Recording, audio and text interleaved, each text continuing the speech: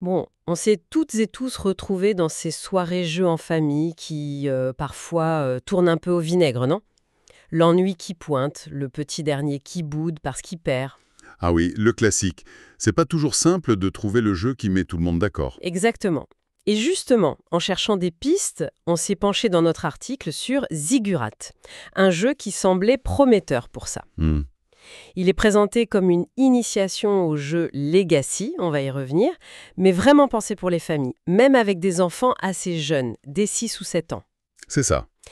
Et ce qui nous a vraiment interpellés, comme on l'écrivait, ce sont les noms derrière. Matt Leacock, le créateur de Pandémique quand même, et Rob Daviau, qui est un peu le pape du jeu Legacy. Oui, c'est un duo assez impressionnant pour un jeu de ce type. L'analogie qu'on faisait dans l'article, c'était un peu comme si Spielberg et Scorsese réalisaient un film pour enfants, pour Gulli. Ça situe le niveau d'attention. C'est exactement ça. Et le point crucial, c'est que c'est coopératif. On gagne ensemble ou on perd tous ensemble. Pas de mauvais perdants isolés. Tout à fait. Et ce concept Legacy, peut-être juste un mot rapide là-dessus, c'est l'idée d'un jeu qui évolue au fil des parties. On va modifier le matériel de façon permanente. On colle des trucs, on ouvre des enveloppes. Voilà, des autocollants, des enveloppes scellées qui révèlent de nouvelles règles, des éléments de l'histoire. Et d'ailleurs, le matériel de Ziggurat, il faut le dire, il claque pas mal. Ah oui, La Ziggurat en 3D sur la table, ça a un effet waouh immédiat. Les illustrations de Cory Godby sont superbes, très immersives. Et puis le fait de nommer son petit personnage, son avatar, oui, ça crée un lien direct. ça personnalise l'expérience tout de suite. Côté règles, justement, c'est très épuré. En gros, on joue une carte pour déplacer son héros et aussi les esprits de feu, les méchants, quoi. C'est ça.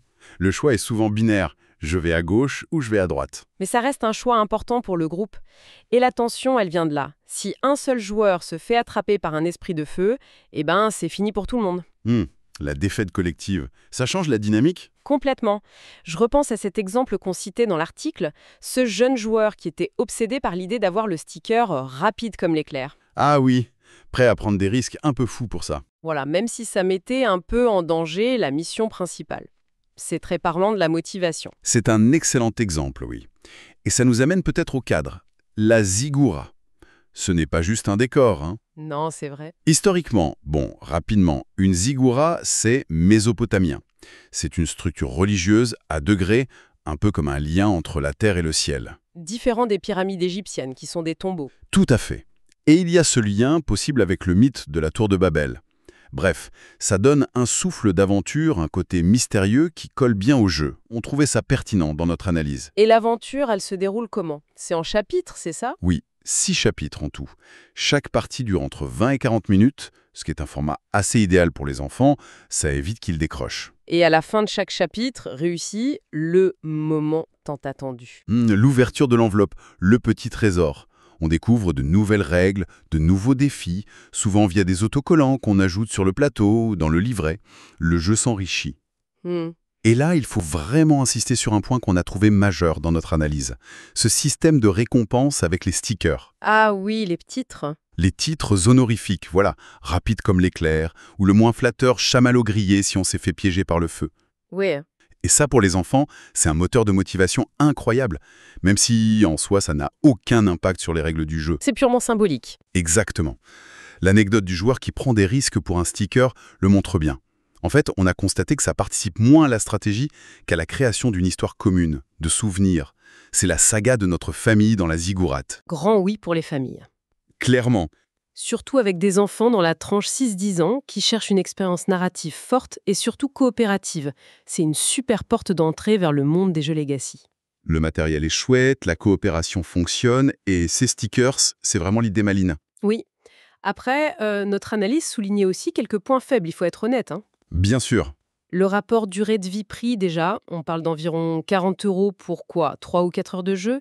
Et ce n'est pas rejouable une fois la campagne terminée. Ça peut faire tiquer. C'est un budget pour une expérience unique. Voilà. Et puis, sa grande simplicité, qui est une force avec les enfants, peut laisser les joueurs adultes un peu sur leur faim. On n'est pas dans un jeu expert. Non, c'est clair. Il y a aussi une part de chance liée au tirage des cartes, qui peut être un peu frustrante parfois. Genre être juste devant l'arrivée et piocher la seule carte qui te fait avancer de 3 cases et dépasser. Le coup classique, Ah hein. ouais. Donc voilà, ce n'est sans doute pas un jeu pour les joueurs très experts, ni pour ceux qui sont très attachés à la rejouabilité ou très sensibles au prix pour la durée. En somme, On peut dire que Zigura, ça transforme vraiment la table du salon en théâtre d'une petite épopée familiale. Une aventure unique dont les enfants, ça c'est sûr, se souviendront. Tout à fait. Et ça soulève une réflexion intéressante, je trouve, pour finir. Au-delà du jeu lui-même, c'est de voir comment l'introduction de ces objectifs secondaires, purement symboliques comme les titres autocollants, Comment ça influence la dynamique de groupe? Comment les enfants, par exemple, vont jongler entre la coopération nécessaire pour gagner tous ensemble et cette petite compétition interne non dite pour décrocher le titre le plus prestigieux? c'est vrai. Comment ça affecte la prise de risque individuelle au sein du collectif. Exactement. Ça interroge sur la motivation, la façon dont on aborde un objectif commun quand il y a ces petites récompenses personnelles à côté. Une piste intéressante, quoi.